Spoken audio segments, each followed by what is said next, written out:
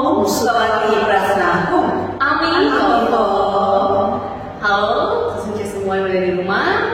Kembali lagi hari ini dengan saya Suci Natasha dan Pak Guru Swati Prasna, Bitopo Pak Guru, Bitopo Suci Natasha. Ya, dan juga hadir juga bersama kita semua hari ini yaitu Suci Manin. Nah, Bitopo Suci Manin. Nah, hari ini kita akan berbincang mengenai upacara Abdihoma yang akan diadakan di Wihara Swati Prasna di Kota Polres Kendal, Tangerang, yang akan diadakan pada tanggal 27 Maret 2022 dengan tema upacara Abdihoma yaitu Permata Bersafir Kekayaan, Pelindungan dan Penangguhan Kalacakra Widaraja. Nah, langsung saja kita bertanya, ya berbincang-bincang dengan Maha Swati Prasna dan juga dengan Suci Manin. Oke, kita mulai saja ya, Mbak Guru. Adinata untuk bulan Abdihoma bulan ini adalah Kalacakra Widaraja. Betul. Nah, untuk di Tantra Yana sendiri sosok beliau itu sudah sangat familiar. Ya. Pernah sebagai Dharmapala Pelindung. Nah, mungkin dari Lima Guru bisa menjelaskan lagi kepada kita semua apakah dari sosok dari Kalacakra Widaraja ini? Apakah memang seperti yang memang sudah dikenal oleh banyak masyarakat bahwa beliau adalah Dharmapala, ataukah mungkin ada sisi lain dari beliau yang mungkin bisa ditambahkan ke kita semua? Baik, terima kasih Suci Natasha. Ya, pada saat ini saya akan menjelaskan ya tentang Abdihoma di bulan ini dengan adinata Kalacakra Widaraja. Ya, Kalacakra Widaraja yang seperti tertampak pada gambar yang di depan kita ini ya. Kalacakra Widaraja merupakan salah satu pelindung dharma yang tercerahkan. Ya, bisa dibilang beliau juga merupakan seorang Buddha. Karena apa? Karena beliau sudah mencapai namanya 9 tingkat samadhi itu. Ya, karena 9 tingkat samadhi yang paling tertinggi itu adalah samadhi Buddha. Ya, jadi beliau pun juga merupakan adi Buddha. Ya. Kalacakra itu merupakan arti dari roda waktu, itu kala dan cakra, ya. Jadi kalanya itu adalah waktu, sedangkan cakra itu adalah roda, ya. Bisa juga disebut sebagai siklus waktu, ya.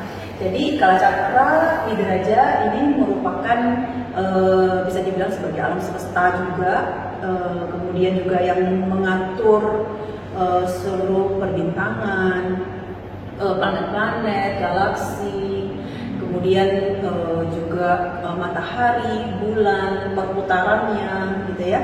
Nah, ini Kalacakra Widaraja yang menjadi penguasa terhadap alam semesta itu, karena beliau pun juga merupakan alam semesta. Ya, Kalacakra Widaraja juga merupakan manifestasi dari jantung Buddha Sakyamuni. Ya, jadi tentunya Buddha Sakyamuni merupakan hidang utama bagi Kalacakra Widaraja. Begitu, Cici. Terima kasih ya. Wah, sekali ya. Nah, untuk di video penjelasan upacara Abdihoma pada bulan ini ada yang spesial juga ya, Cici, karena kita melihat dari banyaknya antusias dari para Cici semua, para Mas Dharma yang banyak bertanya nih Pak Guru mengenai upacara-upacara Abdihoma yang biasanya kita adakan. Nah, para Mas Dharma ini sangat antusias mau memberikan beberapa pertanyaan untuk Pak Guru gitu ya. Karena mungkin ya mereka harus informasi juga ya, untuk mereka juga sangat banyak antusias gitu. Nah, kemarin itu kita sempat membuka pertanyaan ya di grup kami ya, di grup sosial media gitu. Dan pertanyaan yang masuk itu lumayan banyak sekali ya Pak Guru. Gitu ya.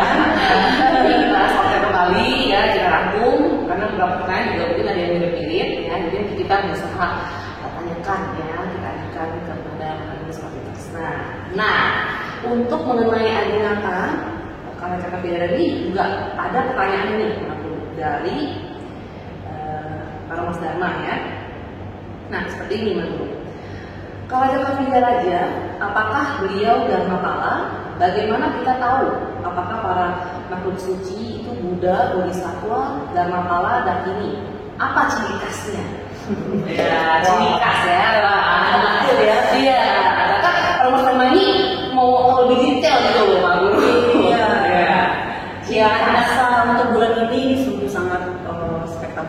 ya, karena antusiasnya tuh sangat besar ya dari umat gitu. Tentunya juga karena kekuatan dan juga kebijaksanaan dari Kalacakra Widya Raja itu sendiri ya, sehingga mampu untuk menggetarkan pikiran dan hati kita semua gitu ya. Mungkin pertama-tama saya memberikan sedikit pengetahuan tentang Kalacakra Widya Raja, dan juga sekaligus juga memperkenalkan ya kan, beliau merupakan Dharmapala utama dari Mahaguru, dan kemudian juga merupakan guru sejati dari kedua suci yang cantik ini. Makanya hari ini kita bersama memberikan penjelasan tentang Kalacakra ya. Oke, untuk Kalacakra Widya Raja ya, tentunya beliau merupakan pelindung Dharma. Ya, tadi saya sudah menjelaskan bahwa beliau merupakan Dharmapala yang tercerahkan, ya, merupakan bisa disebut sebagai Heruka juga ya, Heruka gitu. Nah, untuk bisa membedakan ya kan antara Dharmapala, Bodhisattva, Buddha ya kan. Nah, ini mungkin butuh satu kemampuan yang lebih khusus ya bagi mereka yang mungkin sudah memiliki yang namanya kesensitivitasan tubuh terhadap energi ataupun aura. Nah, mereka akan bisa sedikit merasakan dan mengetahui gitu perbedaan-perbedaan dari aura maupun energi dari para istadewata ini gitu, khususnya Kalacakra.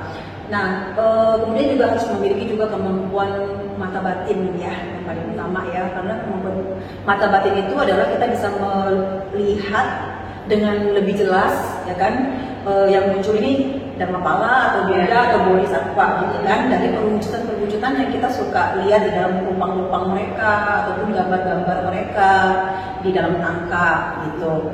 Nah, kalau misalkan mereka yang mungkin awam ya, tidak memiliki kemampuan batin ya, mereka biasanya bisa melihat dari sinar ya. Di saat mereka mungkin bersadana kepada Kalacakra ataupun sedang menjapa mantra hatinya gitu, ini biasanya tuh bisa mengetahui dari sinar yang terpancar atau kita lihat ya. Biasanya kalau ya Kalacakra pasti dominasinya tubuhnya kan warna biru gitu, jadi pasti Dharmapala itu akan memancarkan cahaya biru gitu untuk memberkati kita gitu. Untuk mungkin para pelatih yang masih pemula awam gitu biasanya kalau sinar-sinar ya, tapi kalau misalkan belum bisa melihat sinar pun juga ya mungkin agak sulit ya gitu, mungkin bisa mengetahuinya lewat tidak mimpi kali ya. Ya seperti itu. Dan juga berarti diketahuinya dari tadi saya mencoba simpulkan ya dari wujudkan fisiknya. Berarti kita juga harus tahu juga ya, maksudnya banyak-banyak melihat mungkin dari media sosial atau mungkin dari buku-buku bahwa perwujudan Buddha ini sama saja. Jadi kita mengenal, kita tahu ini wujud dari Buddha seperti itu. Nah, kalau mungkin bagi sisi yang mungkin masih belum mengetahui ya, masih informasi itu masih kurang ya, dari tadi seperti yang menjelaskan dari sinar juga atau itu dari aura ya, energi. Biasanya kalau Dharmapala itu energinya lebih kuat, lebih besar gitu kan, mungkin akan agak sedikit lebih kasar kita rasakan di tubuh gitu. Kalau Buddha atau Bodhisattva dia mungkin energinya akan lebih halus di tubuh kita. Walaupun Dharmapala itu juga salah satunya baik misalnya perempuan atau laki-laki pun juga tetap kalau Dharmapala pasti lebih kuat. Iya, energinya sangat kuat gitu. Jadi kodra mereka kan ada mereka menggunakan wujud purna ya. Mana itu juga demikian. Iya, dan ini Dharmapala. Ya, saya jawab ya. Nah, berikutnya Malu. Untuk bagian kepala dari Kalacakra Widya Raja ada 4 wajah, yaitu warna biru, ya, sini kan yang biru, merah, putih dan kuning. Terus tubuhnya juga ada 4 warna. Tubuhnya satu warna. Mungkin tubuhnya juga ada 4 warna ya. Oh, pertanyaan itu saya ya. Pertanyaan satu ya. Oke. Sedangkan kakinya ada dua warna, putih sama merah. Apakah warna tersebut ada artinya saja? Ya, oke. Nah, apakah ada artinya ya? Lalu, apakah lengan atau tangan Adinata, Kalacakra, Widaraja berlengan 24? Apakah juga ada artinya? Ini banyak yang tahu detail ya, Ibu ya. Sebenarnya juga mungkin di internet pun juga sudah ada penjelasan tentang gini kali ya. Tapi mungkin Mahaguru akan menjelaskannya versi saya sendiri gitu ya. Yang saya ketahui tentunya. Ya, demikianlah yang saya ketahui, gitu kan? Bukan karena dari kata orang, bukan dari apa yang dibaca, gitu kan? Tapi dari pengetahuan dan pembelajaran diri sendiri untuk mengenal Kalacakra itu, gitu ya. Jadi ini ya wajahnya ada empat warna, ya kan? Nah ini istilahnya itu melambangkan beliau memberkahi 4 aspek sadhana permohonan insan, gitu ya. Karena Kalacakra Widaraja itu memberkahi 4 aspek kebutuhan manusia, ya gitu. Ya, seperti penaklukan, ya kan, kemudian keharmonisan, kerukunan ya, terus tolak balak dan juga kesejahteraan. 4 aspek. Seperti harmoni itu. Iya, mungkin kita sebenarnya teman tahu mungkin Kalacakra cuma penaklukan doang saja. 4 sadhana permohonan kita, 4 aspek itu beliau bisa memberkahi. Itu memberkahi itu. Cuman memang beliau lebih kuatnya, lebih faknya itu adalah penaklukan dan juga perlindungan, dilambangkan dengan tubuhnya yang berwarna biru, dominasi warna biru ya, kan? Nah, biru kadang-kadang biru kehitam-hitaman, apa beda biru sama hitam, bingung nanti ya. Sebenarnya sih antara biru dan hitam itu sama aja gitu kan, karena biru ya sama juga melambangkan hitam, hitam juga melambangkan biru, karena biasanya kalau kita unsur air itu kadang dilambangkan warnanya bisa biru, kadang juga bisa dilambangkan warna hitam, gitu, sama ya. Kemudian ini ya, kakinya ada dua, tubuhnya cuma satu aja, jadi sebatas ini, sebatas dari wajah depan sampai ke sini, ini warnanya biru, baru kakinya aja warna putih, jadi kakinya tuh cuma 2, hingga 4 ya. Gitu. Jadi ini juga sama, putih juga melambangkan tolak balak, menangkal segala mara bahaya, gangguan, ini keharmonisan, ya kan, kerukunan. Nah kakinya ini menginjak Maheswara dan Maheswari. Jadi Maheswari ini merupakan Raja Mara loh, itu Raja Mara. Ya, jadi istilahnya ini Kalacakra, istilahnya ini menaklukkan batin setiap insan dari gangguan mara, baik mara dalam diri maupun mara luar diri. Bisa juga ya gangguan mara yang secara dualitas ya, karena kan Maheswari ya, dua sisi dualitas yang mungkin itu bisa mempengaruhi seorang sedekah di dalam menjalani kehidupannya maupun pelatihan dirinya, gitu. Jadi harus ini juga ditangkal dengan warna putih ini. Ada gangguan bisa ditolak-tolak dari gangguan-gangguan mara itu. Kemudian yang ini adalah kerukunan, jadi kita tuh walaupun kita menaklukkan mereka, tapi kita tetap harus mengembangkan cinta kasih juga gitu. Jadi harus menciptakan keharmonisan dengan makhluk-makhluk gaib, dengan roh-roh negatif, dengan mara itu sendiri. Kita pun juga harus menjalin keharmonisan. Bukan berarti wah jadi musuh gitu ya. Jadi musuh. Karena kan kalau kita sudah memiliki pikiran seperti Buddha itu kan nggak ada perbedaan, memandang semua sama rata gitu. Jadi kita sebenarnya mendapatkan manfaat dari dua sisi gitu. Jadi kita nggak hanya mendapat manfaat dari sisi positif aja, tapi yang sisi negatif juga kita bisa dapat manfaat itu gitu. Bisa kita suka memikirkan yang negatif ya, kalau bilang positif, nah kita mengajarkan kita untuk mengambil semuanya, semua sisi ya, ini keharmonisan gitu. Ini tangannya ada 24, 12 kanan, 12 kiri, itu, dan terbagi juga 3 warna, ya, putih 4, merah 4, biru 4, ya. Sebenarnya 12 ini kan juga tangan ini melambangkan siklus waktu, ya kan.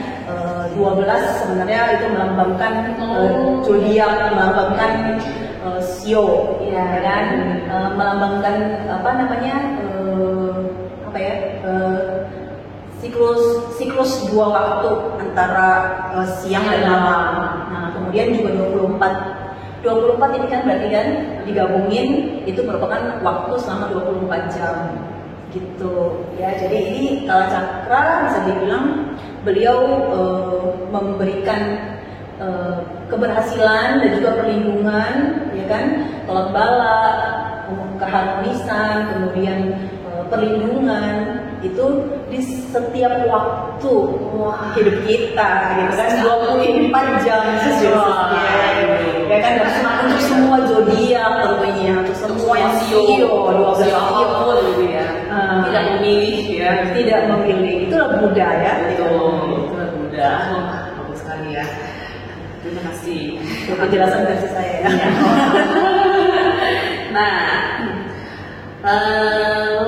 mungkin saya akan lanjut ke pertanyaan. Sebelum kita lanjut ke pertanyaan berikutnya, nah kita akan balik ke dalam tema, ya. Nah, tema untuk upacara Keoma ini yaitu permata Guru Safir. Jadi permatanya ini, permata kan banyak ya, nah, Guru Safir ya. Permata Guru Safir, kekayaan, perlindungan dan penaklukan. Nah, ini Bang Guru, ini banyak sekali juga pertanyaan-pertanyaan yang masuk bertanya seputar, karena kan permata Guru Safir kekayaan. Biasanya kan Cakra Dewa ini terkenal dari tadi ya penaklukan, ya kan? Memang spesialitinya di sana seperti itu lah. Ya. Tapi mengapa tema yang diangkat kali ini adalah kekayaan? Dan permata Guru Safir kekayaan, ya memang ada perlindungan dan penaklukan itu sendiri. Mungkin di sini Pak Guru bisa jelaskan ke kita semua. Ya. Secret ya. Itu rahasia di balik pembicaraan tema ini ya. Ya, oke. Jadi kenapa Guru Safir kekayaan?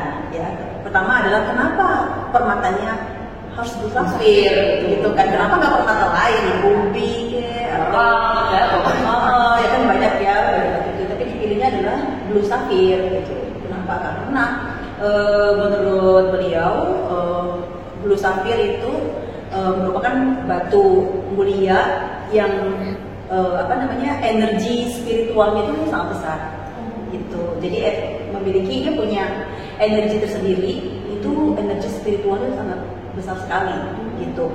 Jadi energi spiritual sangat besar ini tentunya itu akan bagus sekali ya untuk kayak pemurnian diri, kemudian juga memberikan kedamaian, kemudian juga sangat kuat juga untuk menyerap energi-energi positif, ya kan, kuat juga untuk menetralisir energi negatif, gitu. Jadi Guru Safir pilihan dari Kala Cakra Widya Raja, di samping tadi ya kekuatan spiritual juga tinggi, kemudian warnanya pun juga biru. Guru Safir juga ada beberapa warna kan, nggak cuma biru aja gitu, ada hitam, ada merah juga, tapi yang biasanya biru. Dan kemudian kekayaan. Nah, kekayaan ini di samping Kala Cakra sendiri juga bisa memperkaya kesejahteraan. Kesejahteraan kan namanya juga kekayaan. Tapi kekayaan di sini dari Kala Cakra tidak hanya kekayaan secara duniawi, tapi juga beliau memberikan kekayaan secara spiritual. Gitu, kekayaan spiritual. Tahu lah kekayaan spiritual itu apa? Jadi kan ya mungkin meningkatnya pembinaan spiritual kita, gitu kan. Jadi kemampuan batin kita itu adalah kekayaan spiritual kita. Di samping kekayaan duniawi, materi, ya. Nah, di dalam upacara ini, ya kan, ini ada kekhususan, ya kan, karena wujud yang di dalam rupang ini adalah wujud Yapyum, ya, wujud antara perpaduan welas asih dan juga kebijaksanaan, ya kan, welas asih dari Kala Cakra Widya Raja, kemudian kebijaksanaan dari permaisuri pendamping beliau, yaitu Kala Cakrik. Jadi Kala Cakra, Kala Cakri, gitu ya. Nah, Kala Cakri di sini wujudnya warnanya kuning, ya. Jadi wujudnya warna kuning, balungan 4, ya. Ini kuning melambangkan kesejahteraan, ya kan. Jadi kenapa sekarang aspek kekayaannya lebih ditonjolkan gitu kan? Karena adanya Dakini Kalacakri yang ikut memberkahi buat kita semua, gitu. Memang nanti yang nggak dapat untuk dulu satu itu juga yang perwujudan ya yang seperti yang ini ada, berarti ada Kalacatrinya. Ya, ya, bagus sekali. Banyak umat yang salah menafsirkan bahwa kuning ini juga termasuk dari tangan beliau. Bukan nih, tangannya Dakini beliau. Jadi memang ini posisi dalam bentuk yakinnya ya. Iya, makanya kadang-kadang saya juga suka ada pertanyaan gitu di dalam pikiran dan hati di saat berjodoh dengan Dharmapala yang biasanya mereka kan memberkahinya penaklukan atau mereka memberkahinya itu adalah kemampuan samadhi, kemampuan batin. Tiba-tiba kok bisa memberkahi kesejahteraan gitu kan?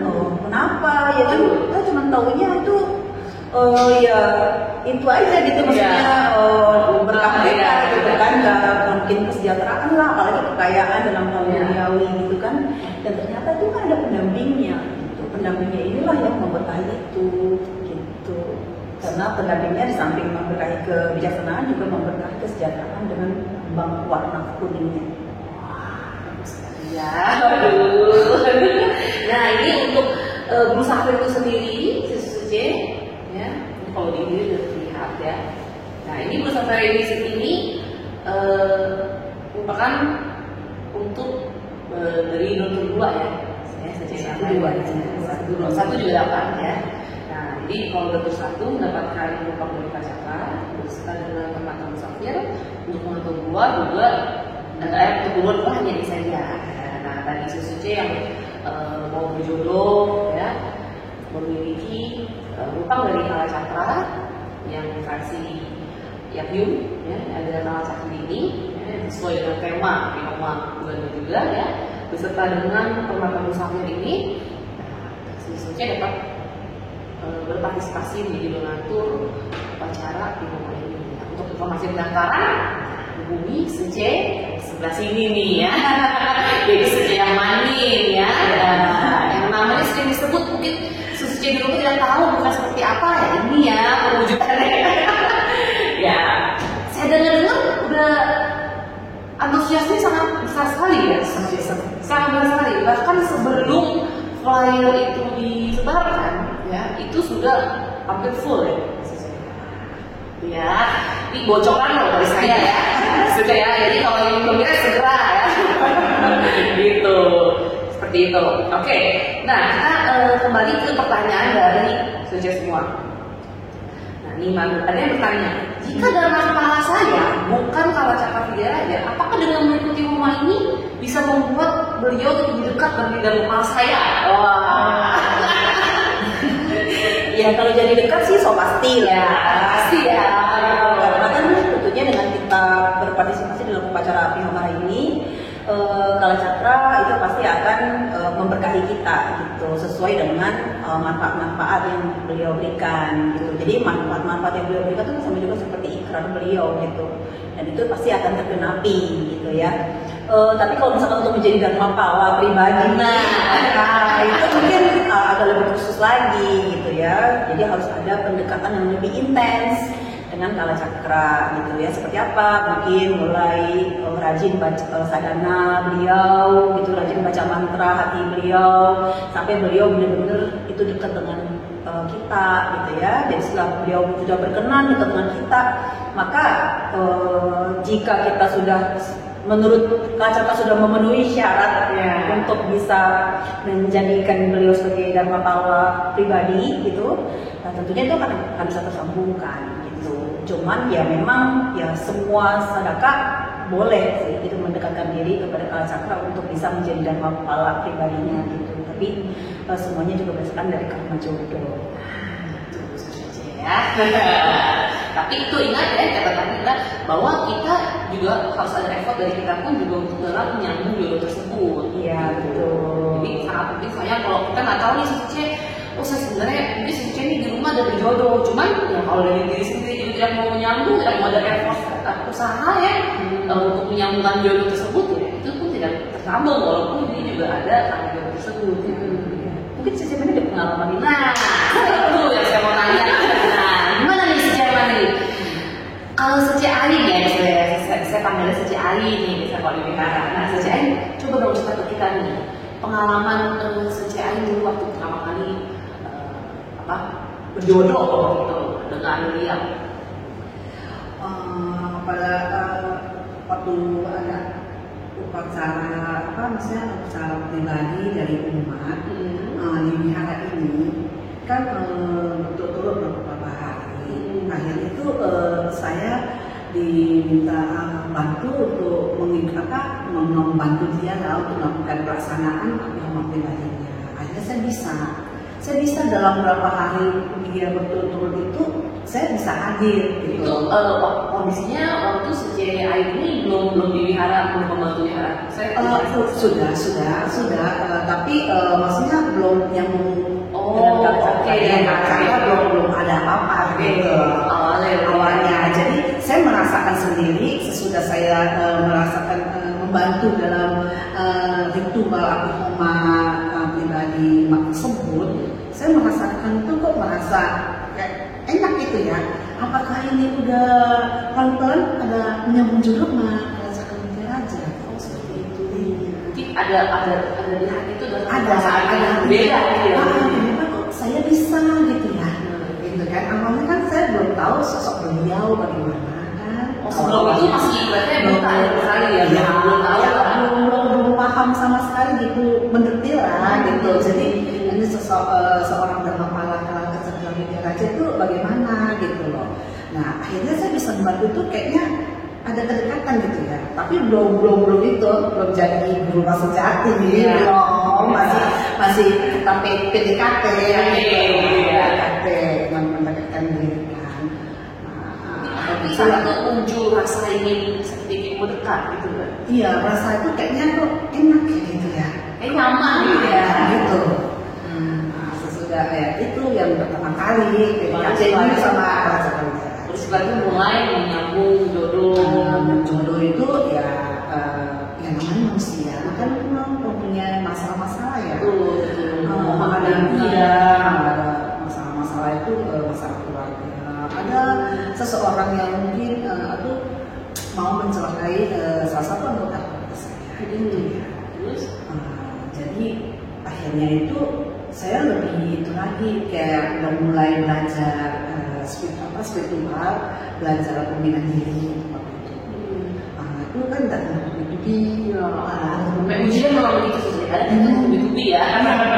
Saya bertubi-tubi bagaimana ya? Dia bertekad niat dari diri sendiri melakukan kesadaran apa yang kita harus lakukan. Nah sesudah itu ya saya lakukan ini selama saya berjalankan ke ini semuanya. Nggak tahu kapan tuh ya mungkin dari Maha Suci itu belas kasih sekali ya terhadap insannya ya yang memang benar-benar mau mendekatkan diri gitu loh. Nah ternyata mungkin ada dari pendekatan yang itu dari Kalija Raja akhirnya bisa dari situ ada kayak yang jodoh dan membantu saya gitu loh. Ya Selesaikan masalah yang saya hadapi. Sehingga masalah berat ya? Masalah berat banget, tapi saya bersyukur bisa bertemu dan berjodoh dengan beliau Sang Kalija Raja. Ya, wah, ini sejak ini banyak nih ceritanya nih ya. Nah, kita kembali lagi ke pertanyaan ya berikutnya. Nah, salah satu nanti kan seperti yang di saya kan sudah dibagikan juga ya bahwa itu ada diberikan oleh Maha Guru yaitu Abhiseka Sadhana 9 tingkat Samadhi Kalacakra Vidya Raja. Nah ini ada umat yang bertanya, jika saya mengikuti upacara Peroma ini, apakah saya bisa misalnya bisa mencapai 9 samadhi itu kan? Karena kan ini kan nanti mendapat Abhiseka. Lalu setelah dia melatih mempraktekkan meditasi itu, apakah dia bisa misalnya mencapai 9 tahap samadhi itu Uma. Pertanyaan dari Uma. Ya, itu dibutuhkan kesungguhan hati ya, kesungguhan dan juga effort usaha gitu di dalam kita melatih meditasinya. Karena kan ini kan 9 tingkat samadhi. Jadi 9 tingkat samadhi itu berarti kita harus banyak fokus pada latihan meditasi gitu ya. Jadi kalau misalkan kita masuk meditasi ya nggak mungkin bisa ada kemajuan yang mentang-mentang ini bisa terapi kalau meditasi si asal-asal tiba-tiba Trim dapat 9 tingkat samadhi ya. Jadi itu harus ada kesungguhan hati dan juga usaha yang sangat keras untuk melatih meditasinya, ya kan? Karena 9 tingkat samadhi itu adalah yang disebut sebagai jana 1, 2, 3, 4, 5. Kemudian samadhi wajra, samadhi bodhisattva dan kekosongan absolut dulu, baru samadhi wajra, samadhi bodhisattva dan juga terakhir itu samadhi Buddha. Ya, jadi jana satu itu biasanya masih awal-awal ya, itu masih pikiran yang masih mengembara. Jana 9 tingkat samadhi itu ada terdiri dari 9 jana. Jana itu sendiri juga sama juga ya, dari arti dari kala ya. Kala itu bisa penting waktu, juga artinya jana. Jadi artinya jana, makanya itu samadhi, tingkat samadhi. Jadi tingkat samadhi itu ada 9 yang menurut ajaran dari Kala Cakra yang diberitahukan kepada Mahaguru. Yaitu yang pertama itu jana 1, 2, 3, 4, 5, kemudian 6 ya, kemudian baru jana wajra, samadhi wajra, samadhi bodhisattva dan juga samadhi Buddha gitu ya. Jadi yang pertama itu jana pertama biasanya kita masih pikiran mengembara gitu ya, kita suka masih menghayal di dalam meditasi, pikiran suka masih lompat-lompat gitu, cuman kita dalam kondisi meditasi gitu. Yang kedua, jana kedua biasanya kita sudah bisa lebih terkonsentrasi, sudah terfokus, kayak misalkan ke nafas, kita udah mulai bisa mengkonsentrasikan ke nafas kita gitu. Ataupun kalau misalkan ada objek ya kita sudah bisa terfokus pada objek itu. Nah kemudian kita udah mulai stabil kalau jana 3. Jana 3 itu stabil, kita udah mulai lagi tenang, kita sudah mulai bisa masuk samadhi biasanya gitu. Dan kemudian yang jana keempat ini biasanya akan muncul kemampuan batin, abhisna gitu. Nah biasanya itu di saat ini tuh kita juga bisa mengalami yang namanya berhenti nafas gitu, kehilangan nafas. Tiba-tiba, kok kayak nafas kita nggak ada gitu ya. Nah itu kita sudah masuk ke jana keempat. Ya, jana kelima itu tanpa diri. Ya, jana yang keenam kita udah menyatu dengan alam semesta, kita udah masuk ke kekosongan absolut. Kemudian yang ketujuh yaitu jana wajra, ya. Ini keteguhan, kekokohan batin kita. Biasanya itu ujian ego aku yang lebih besar. Biasanya kita di tahapan itu kadang-kadang karena gangguannya, godaannya lebih besar lagi, biasanya kita sudah bisa mengalami kemunduran.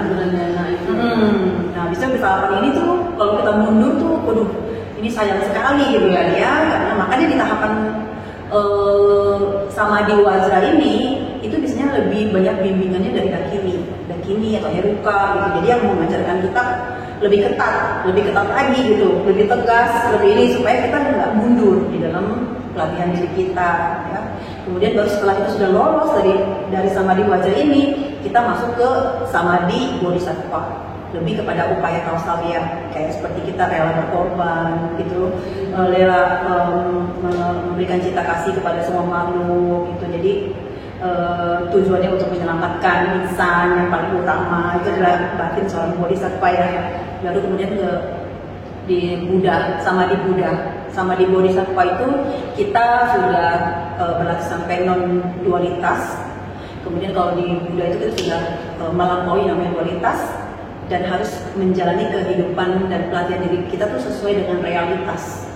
Sesuai dengan realitas itu berarti sudah mengikuti apa yang diajarkan oleh Buddha, sang Buddha itu sendiri mengenai hukum karma dan sebab akibat.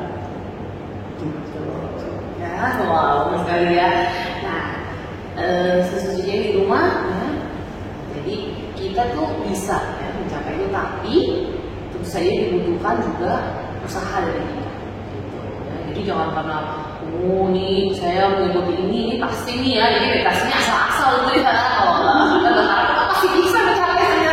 Nah, itu tidak demikian. Ya, meditasinya harus bolak-balik meditasi. Harus dulu meditasi sehari bisa minimal 2-3 kali. Selebihnya sering. Itu ya. Oke. Lalu berikutnya Mas Guru. Nah, ini juga saya ingin bertanya mengenai makan api Homa ya setiap bulannya. Apakah hanya para donatur saja yang lebih yang lebih berdonasi yang menerima manfaatnya?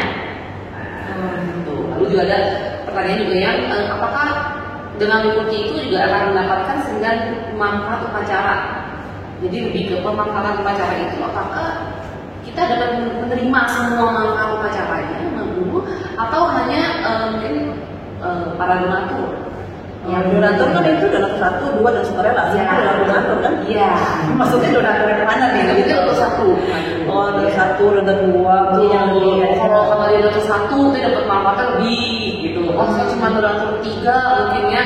Jadi lebih sedikit manfaatnya gitu. Jadi mungkin dari 10 manfaat saya cuma 3 atau 4. Nah, mungkin mereka bertanya seperti itu. Iya. Sebenarnya setiap umat yang berpartisipasi di dalam upacara api Homa itu semua akan mendapatkan manfaat yang sama, ya, baik itu donatur pertama, donatur kedua, maupun donatur ketiga atau donatur sukarela ya seperti itu. Jadi semua mendapatkan manfaat yang sama, tidak ada perbedaan, gitu ya, tidak ada perbedaan. Jadi semua itu dilihat dari kebajikan masing-masing, gitu ya, besar kecilnya kebajikan dari masing-masing donatur misalnya itu, ya kan. Tapi di sini bukan dilihat dari besar kecilnya nominal, gitu, nominal yang harus dikeluarkan mungkin kan gitu. Jadi dilihat dari besar kecilnya kesungguhan hati, besar kecilnya sama ketulusan hati, kesungguhan dan ketulusan gitu kan. Kesungguhan itu berarti kesungguhan kita itu di saat mengikuti upacara api Homa itu kita benar-benar bersungguh-sungguh gitu untuk mengikutinya gitu. Antusiasme kita sangat besar gitu untuk mengikuti upacara api Homa itu gitu. Nah, kalau ketulusan itu kan menjadi kemurnian dalam diri kita. Kemudian tuh ya kita nggak tergoyahkan karena memang kita yakin kita mau mengikuti api Homa ini ada sesuatu pikiran negatif atau ada mungkin pengaruh-pengaruh dari banyak sisi yang mencoba untuk membatalkan kita punya niat awal gitu. Nah, itu adalah merupakan ketulusan hati kita gitu. Jadi ya itu kan semua dilihat dari ketulusan dan kesungguhan hati dari masing-masing donatur yang mengikuti upacara api Homa itu gitu. Jadi manfaatnya itu semua dapat, tapi ya besar kecilnya atau gimana mereka menerima itu tergantung kesungguhan hati dan ketulusan hatinya. Seperti itu ya. Jadi kalaupun misalnya ini malu ke donatur, mungkin ada si A mengambil donatur satu, tapi terpaksa misalnya ya, tidak mau teman ya mungkin ya dia tidak sungguh-sungguh lah mengambil ya kan, dan mungkin juga tidak semuanya tidak begitu yakin seperti itu ya. Mungkin ada karena keangkuhan atau ego seperti gitu. Dan satu lagi mungkin si B lah kita katakan yang dia hanya mengambil donatur 3 ya, donatur sukarela, tapi dia sungguh-sungguh. Walaupun dia mungkin hanya menyisikannya, dia bisa sendiri itu istilahnya ya. Iya. Dia tapi sungguh-sungguh mengikuti, dia meyakini dia begini. Nah, itu berarti tentu saja manfaatnya berbeda. Saya akan mendapatkan si B ini. Bisa dibilang kan melihat dari kemampuan. Betul. Kalau melihat dari kemampuan. Jadi kalau misalkan kita punya kemampuan ya kan. Tapi kita mau ini kan yang sukarela misalkan gitu kan. Tapi kita menganggap itu sungguh-sungguh nih ya kan. Tapi saya mau sukarela aja gitu kan. Misalnya kita punya kemampuan itu gitu. Nah itu kan kita juga harus betul.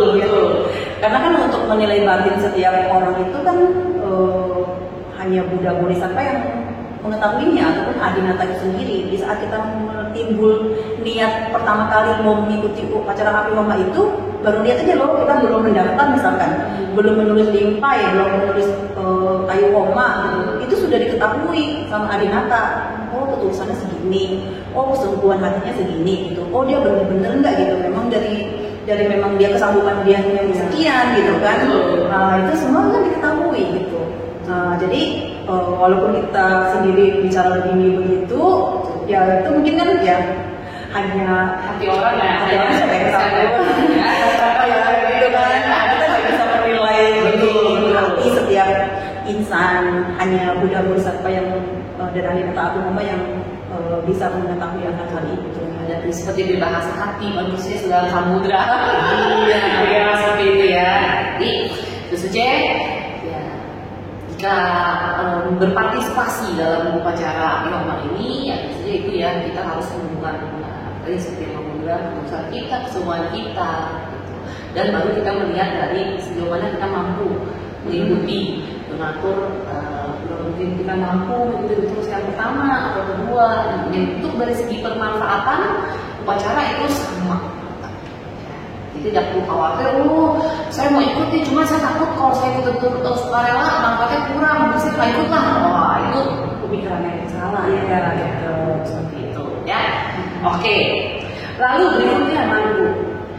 Untuk jika memang kalau cara dia membantu untuk mendapatkan kekayaan, bagaimana caranya?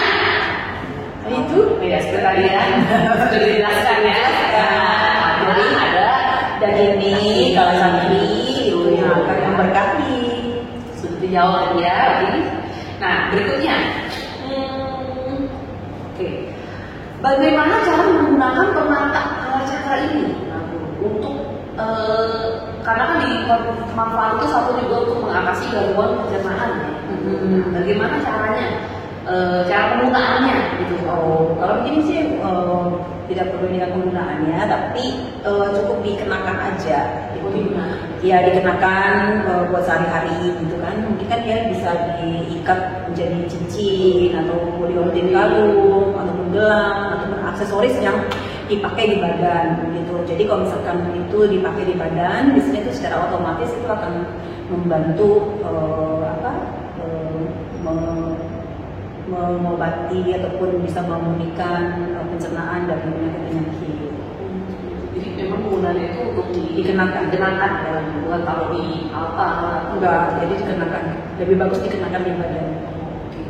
Berarti itu pun juga sama seperti hal dalam melindungi diri dari roh negatif pun juga sama ya. Sama masih dengan menggunakannya sama.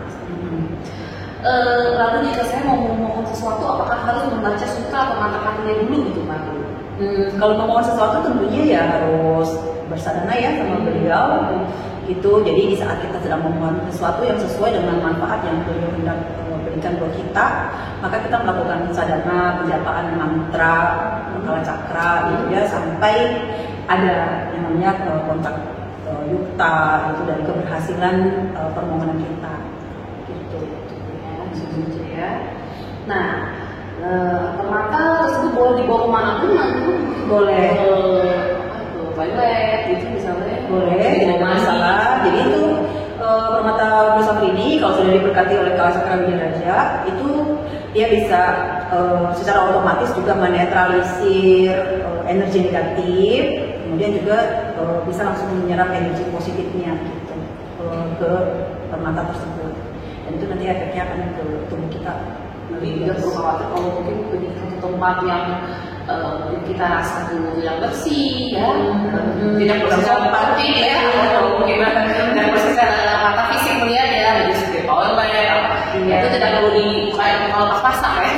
Ya karena kita gunakan saja tingkatan Dharma Pala yang sudah tercerahkan sampai tingkatan Buddha itu tidak ada tempat yang baik maupun tidak baik. Tempat kotor ataupun bersih itu nggak ada perbedaan. Mau kotor itu tempat yang kita anggap kotor, kita pikiran manusia, gitu kan, dengan tempat yang ini bersih nih, ini wihara, mungkin ini toilet, ini tempat keburan nih, iya gitu ya. Jadi itu di mata dan hafalan tercerahkan, dan juga di mata muda itu nggak ada perbedaan. Lalu itu sudah pertanyaannya sudah terjawab semua ya, sudah selesai ya. Wah, banyak juga gimana dulu ya pertanyaan. Oke, nah berarti untuk informasi penjelasan upacara Bihoma Kawancaka Tiga Raja pada bulan Maret ini, ya, tanggal 27 Maret 2022 ini sudah menyingkaskan oleh Mbak Guru Sukawati Prasna. Terima kasih Mbak Guru. Sama-sama. Ya, semoga bermanfaat. Benar sekali, sangat bermanfaat ya, misalnya Sisi ya, karena banyak pengetahuan yang kita dapatkan. Terima kasih juga Sisi Manin ya atas kisahnya ya, pertama kali kontak, kalau jumpa dengan beliau ya, yang memang membuktikan bahwa kekuatan dari Kaca Kediri sangat baik sekali untuk kita semua. Demikianlah video penjelasan pada hari ini, semoga bermanfaat untuk kalian semua. Jangan lupa berpartisipasi dalam upacara Bihoma Kawancaka ini dengan cara mendaftarkan diri untuk tulisan formulir maupun kayu limpai Bihoma ya. Nah, ini semua ini dapat dibantu kita tuliskan, dan untuk segala informasi pendaftaran mungkin Suci yang ingin berjodoh ya dengan Kawancaka Tiga Raja untuk nomor 1 atau nomor 2 dapat menghubungi Mani ya, untuk penulisan limpai juga dengan secara Mani ya, ya. Jadi jangan perlu khawatir, nanti tinggal diinfokan saja, nanti kita akan bantu dalam penulisan formulir limpainya. Oke, sekian penjelasan dari kami semua. Om Sukawati Prasnahum, Om Sukawati Prasnahum, Amin.